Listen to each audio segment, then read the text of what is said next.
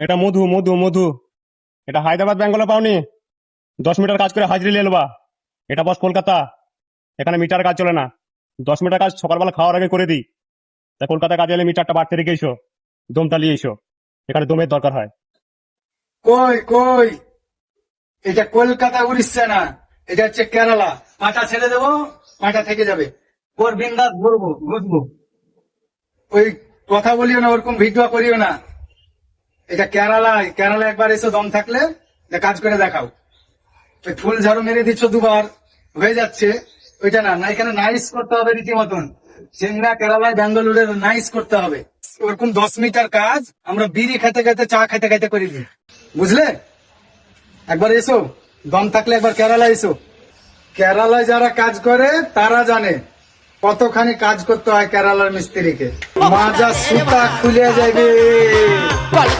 চাল হাত।